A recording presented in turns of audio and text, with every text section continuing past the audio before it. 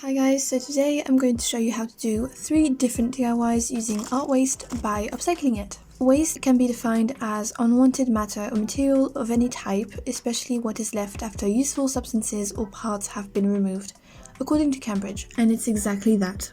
All 3 of the DIYs have to do with the painting medium, and I would love to hear which one of these 3 was your favourite. Let me know in the comments and let's get started. The first DIY wall decor that I have for you is super easy to do. All you really need is the tissue, toilet paper or kitchen towel, whichever, just the thing you use to wipe your paint brushes while you're painting, preferably without any design on it, wood glue or Mod Podge, and a thin canvas or piece of cardboard, and scissors. I've already done this DIY a couple years ago in 2020 and has been on my wall ever since then. It's just a perfect DIY for if you're someone who paints, whether using acrylics, oils or watercolor, because when you paint with these art media you generally end up using a cloth to wipe off the excess paint. And it's by using that piece that you'll be able to easily create this wall decor. The brighter or contrasting the colours used, the better, but it's not a requirement. It really depends on your liking. If you're someone who likes it to look completely blue, then that's completely fine. With that said, all you need to do for this DIY is paint, as you would normally do. Don't think too much about it. Just be careful it doesn't turn muddy from the different colours mixing together on a piece of tissue or toilet paper. Try not to have your tissue stick to itself due to the wet paint and then rip, though that shouldn't really happen if you're making sure to have your cloth laying flat. After you've painted plenty and used your piece of tissue until you're more or less satisfied with the way it looks, you're ready for the next step. If you're not and you feel like something's missing, for example, you can definitely go in with additional paint strokes once you've done the second step. The second step is to get your canvas out. You can use a piece of cardboard for this. I just had some leftover canvas piece from another painting I did, so I cut it slightly until I got the perfect shape. A square or rectangle. You can do whatever shape you'd like, as long as it's small enough for the cloth to fit. Test it out before actually gluing so you're sure of yourself before you do. Once your surface is good to go, cover it with Mod Podge or wood glue and then stick your piece of toilet paper or tissue to it, making sure that you have some of it sticking out on all sides. Once it's glued to the surface and dry, flip the whole thing and glue the parts that are sticking out to the back surface, making sure to probably take care of each corner so it's all nice and neat. Once all the cloth is secured and glued onto the canvas or cardboard, this is when you can complete it with additional paint strokes until you're happy with it. After that, when you're certain, you can go in with your trusty old friend wood glue and add some to the entire surface so it's well protected. After that, and after it has dried, you're ready to hang it on your wall.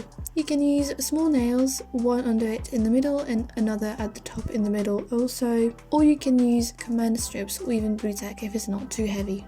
And that was the first DIY.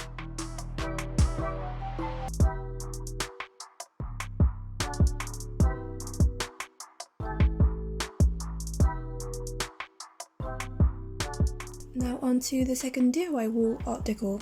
For this one, instead of using your used tissue paper, we're using dried leftover paint. I personally don't paint that often, but when I do, I make sure to collect the dried paint that I have used. I now have a small collection. It's not what it could be, but you definitely don't need a humongous amount. I started collecting mine a couple of years ago, initially because I thought they were really beautiful, but also because I didn't want to see them go to waste, especially with how cool they look. I even made a little compilation video of me removing this whole bunch of dried paint in one setting, and oh my god, it was so satisfying and you can really see how amazing they look. Anyway, I'm going off track here.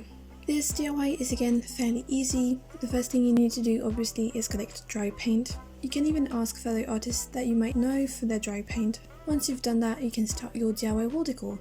I got a little lost while making this one because I experimented a lot, which is why some of the footage might confuse you a little bit, but I got there in the end and I'm here to tell the story. So, on top of needing dried paint, you're also going to need wood glue, again, scissors, thick cardboard paper and a frame if you'd like. It's not a requirement. The first thing you're going to do is decide on the composition, one of the most important steps. Not only does it indicate what a finished piece will look like, it also tells you how big your piece of paper needs to be. So really play around with this one, experiment and try different things, even things that you don't think will work. For example, what I first tried was to have all of my dried paint pieces clumped together. I didn't end up really liking that, so I tried a different approach and that's the one I ended up with. That approach is to have them spaced out a little bit, leaving some of the paper underneath to appear while still having the pieces cover the paper as much as possible, if that makes sense. a bit like mosaic tiles where you have white in between each one but in a mismatched pattern. Once you're satisfied with the composition and placement, you're ready for the next step, which is to cut your piece of paper to the size that you want it to be. To do that, measure the tested composition, trace those measurements onto the piece of paper, and then cut it. Since I wanted my surface to be quite sturdy, I cut a long strip of thick paper, folded it in half, glued the two sides together, and then traced my measurements and then cut it. Once a piece of paper is the right size, cover it in wood glue, both sides preferably, and then wait for it to dry. Once that's done, transfer your composition, draft, or test onto the piece of paper. To make this easier, take a picture of it and use that to place each dried paint piece onto its designated place. After that, glue every piece in place by using wood glue or Mod Podge. Be careful and take your time with this step, some pieces can be quite delicate. This also goes for the next step, which is to cover each piece in, you guessed it, wood glue to protect and furthermore secure it in place. After that, you're pretty much done with the DIY. You can even stop there and just hang it as it is. But I decided to take this a step further and frame it, but not in the way you might expect. Since I didn't have a frame that would fit it, and since it's quite 3D, I don't think I would have been able to put it in a frame, even if I had the perfect one, at least in the conventional way. So with that being said, I took an old frame I wasn't using that is larger than the artwork. I sprayed it gold so it would fit better in my room and with the piece itself. This was my first time spraying anything with a can, so that was really fun. It was pretty windy that day, but it all worked out just fine. It's not perfect, but it looks good to me. I waited an entire night for it to dry. Once it was, I placed the glass back inside and a blue piece of paper that matched some of the dried paint. The white piece of paper is only there because the blue one wasn't quite long enough in the frame. I closed the frame by putting the back in place. And then, I know it might sound crazy, but you've got to think outside the box here. Then I glued the artwork onto the glass. I used hot glue for this one. It might be more trustworthy in the sense that the artwork does have a weight to it, but it is true that you do want your artwork to be placed exactly in the middle of the frame, and using wood glue might make it easier to do that, since you can make adjustments while placing it, which you cannot do with hot glue. Either way, use the material that works best for you. Once you do, you're done. I'm not gonna lie, I think this one is my favourite and I did not expect to like it so much, but I do. However, this is not the end of this video, we still have one DIY left.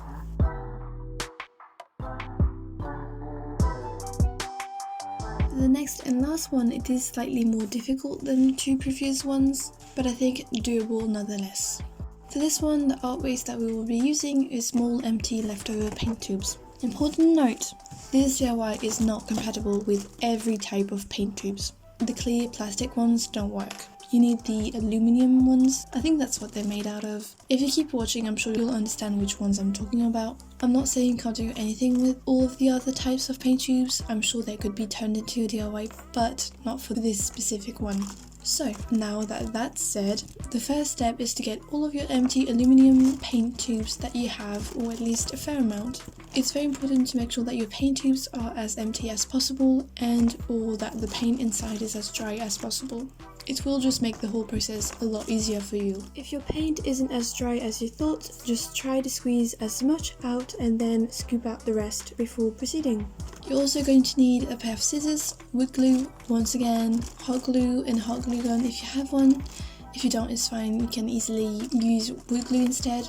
A piece of cardboard and a box cutter if you have one. Once you have all of the necessary tools ready, we're going to open each paint tube. For that, you're going to use your scissors. First, you cut the part where the lid is, then you unfold the bottom of the paint tube to then cut the edge off. And then cut one of the two sides. This will allow you to open it up like a book. Some of them are a little difficult to open, so take your time and be careful, it can be a bit sharp. You're going to repeat this whole process for every paint tube you have, and once you do, they're going to more or less look like this. Very pretty, I know. The next thing you're going to do, if you want to, is remove some of the paint off of each piece. That's what I started doing for the black and blue ones, but then I realized that I like how some of them look with the paint still on, so it's really up to you. You can keep them as they are, remove the paint off of all of them, or have some with paint and others without. Once you're happy with the way each one looks, you have one last thing to do before going on to the composition part, which is to cut each piece in smaller strips. To cut each piece in small strips, personally I cut one more or less the size I wanted it to be, and then I just used that as a reference to know exactly how long each other piece needed to be, if that makes sense. Once you've cut each piece in small strips, it's now time for the composition part. Just like the previous DIY, you're going to want to figure out where you want each piece to go. I went with this layout. I at first was going to have some of them spill out a bit from the piece, especially because I didn't want every vertical line to be perfectly aligned, and some of my paint tube pieces were longer or shorter than others, but you'll see later on that I ended up cutting the parts that were spilling out for a cleaner look. Anyway, once you have your layout ready, get a piece of cardboard. Make sure that it's brown, it will be more discreet that way. Measure the prototype, mark the measurements onto your cardboard piece and cut it with scissors or a cutter. After that, you're ready for the gluing part. Just like the second DIY, it's time to transfer your composition onto the surface. However, this time you glue as you go. Use wood glue or hot glue gun, both works, the latter will just make the process much quicker. Once that's done, it's time to protect the whole thing. I used wood glue for this, and I tried to be as careful as possible because some of the dried paint was coming off at the slightest touch, which is why it was a pretty delicate process. Don't be afraid to use more glue than you might need. It's better to put more than to try to smudge it and risk being too rough with paint. The most fragile parts for me were the golden and yellow piece. There might even be some of it that came off in the process, but I tried to keep it as intact as possible. As you can see in the video, some pieces did come off, but I tried to glue them as best as I could with some wood glue, trying to place them in the exact spot they were before. The ones without any paint were much easier to do. Maybe there was an easier way of doing it, like maybe using a spray or a different type of varnish, I don't know, but I did my best. This was my first attempt, so it didn't come out perfectly, especially because I do feel like the wood glue made some of the paint tubes pieces darker, maybe as a chemical reaction possibly, but that meant that for the yellow ones, for example, it's a little less contrasting as it had been without the layer of glue, I think. So I might try something different next time, but in the meantime, I still think this came out great. I think this DIY might work best framed, but I didn't have any that would work with it, so for now, until I found one, I just hung it as it is, using the same technique as the first DIY, placing a nail in the middle at the top and bottom, and that's it. I really hope you enjoyed this video and found it helpful. If you did, then give this video a like. It really does help any YouTube creators like me. If you did, then thank you very much. Thank you also for all the love I got on my last video. I did not expect it to do so as well as it did. And yes, 28 views is doing well for me, so thank you so much for that. It really does mean a lot to me, so yeah. If you recreate any of these, then I would love to see them. You can tag me on Instagram if you share them in your story or as a post. Don't forget to comment which one was your favourite. And on that note, I'll see you soon.